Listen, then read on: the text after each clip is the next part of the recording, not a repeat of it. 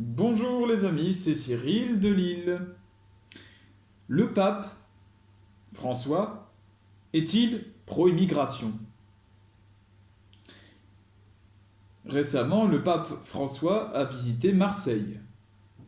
Comme il l'a précisé, ce n'était pas un voyage en France, mais à Marseille. Bon, c'est une autre histoire qui fera l'objet peut-être d'une autre vidéo.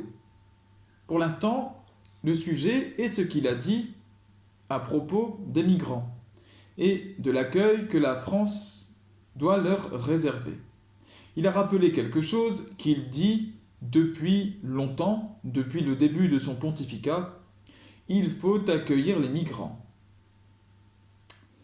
Ceci a déclenché la vague habituelle de critiques à l'encontre du pape François de la part des militants politiques, qu'ils soient chrétiens ou non. Des militants politiques, en l'occurrence anti-immigration, qui considèrent qu'il ne faut pas accueillir tous les migrants, qu'il ne faut pas accueillir les migrants tout court. Il y a des variations, mais en tout cas, leur point commun, c'est que cet appel du pape François ne leur plaît pas. Certains même accusent le pape d'être pro-immigration ou d'être un pape de gauche. Est-ce que c'est vrai? C'est peut-être la première question qui peut nous venir. Mais je vais vous montrer pourquoi cette question n'a pas de sens. D'abord, je vais vous rappeler la mission du pape. En résumé, veiller sur le peuple de Dieu et rappeler la volonté de Dieu à ce peuple. C'est tout. Être une lumière pour le monde, du sel pour le monde. Donc quelqu'un qui montre le chemin à suivre et qui en même temps critique ce qui ne va pas dans le sens du bien, dans le sens de Dieu. Voilà. La notion de pro-immigration, pro-migrant, anti-migration, etc., sont des notions qui sont propres, je dirais, à la politique et même encore plus aux idéologies. C'est-à-dire à des façons de penser un petit peu prêtes à l'emploi. Mais le pape n'est pas un homme politique. Ce n'est pas son rôle, d'accord? Le pape, François ou un autre, n'est pas un idéologue. Il a un discours qui, comme tout ce qui vient de l'Église, a des répercussions politiques, certes, mais il n'est pas pour autant un homme politique. C'est là une subtilité qu'il faut vraiment prendre en compte et tenir fermement en tant que croyant. Le pape n'est pas un homme politique. C'est très important. Le peuple de Dieu doit soutenir son pape, prier pour lui et lui donner confiance et obéissance. Que ce qu'il apporte à l'Église vous choque ou non. Pourquoi est-ce que je dis cela? Sur quoi est-ce que je me base pour affirmer cela? Sur la promesse du Christ Jésus. Le Christ a dit à Simon-Pierre: tu es Pierre, et sur cette pierre je bâtirai mon église. Les portes des enfers ne prévaudront pas contre elle. C'est là la parole du Seigneur. Celui qui est chrétien se base avant tout sur le Christ et se doit d'avoir confiance en sa parole.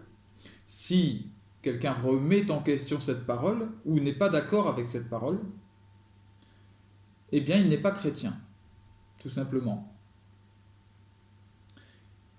Il ne faut pas alors, si vous êtes dans ce cas, vous dire chrétien. Première chose. Deuxième chose, en quoi cela justifie le pape François?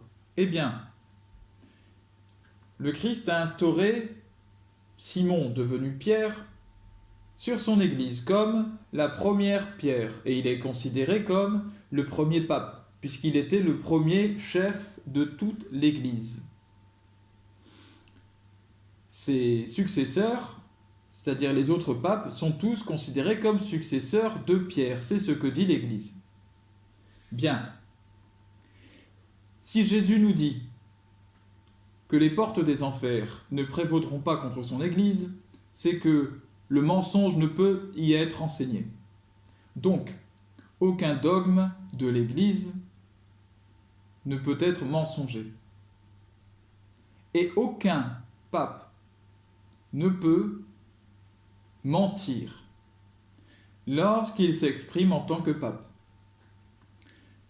Si certains considèrent que le pape peut mentir, servir des idéologies dangereuses, néfastes pour l'humanité, donc quelque part servir le diable, même sans le savoir.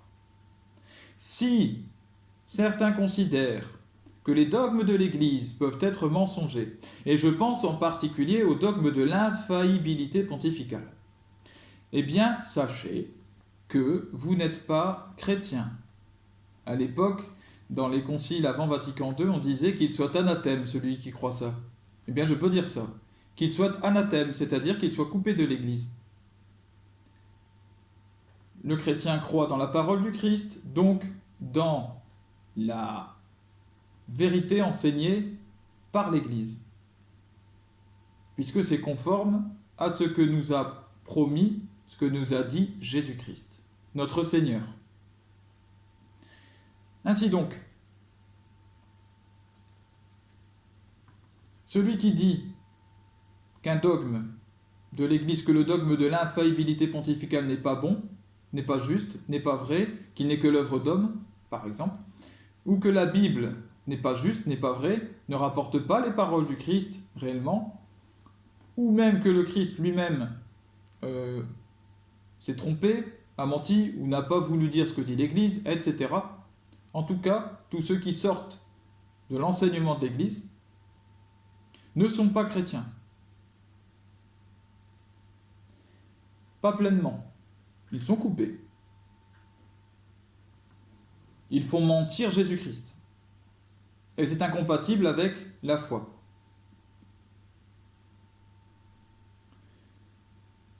Et faire mentir le Christ, c'est révolter contre l'enseignement de l'Église, du pape, de Jésus, de la Bible. C'est apostasier. L'apostasie est l'un des grands signes de la fin des temps dans laquelle nous nous trouvons. Ce qui est formidable, c'est que ce sont ces personnes qui accusent le pape et ceux qui le suivent d'être un apostat, c'est-à-dire quelqu'un qui va contre l'Église. Ce sont ces gens qui disent cela qui eux-mêmes le sont. Ils donnent leur nom aux autres, puisque ce sont eux qui se révoltent contre le saint enseignement, ce sont eux qui se révoltent contre la sainte parole, ce sont eux qui se révoltent contre notre Seigneur, contre ce qu'il a dit. Le dogme de l'infaillibilité pontificale, eh bien, c'est une autre histoire, j'en parlerai dans une autre vidéo qui va venir juste après celle-ci. Voilà. C'est ce que je viens de décider. À bientôt les amis, que Dieu vous bénisse. Salut.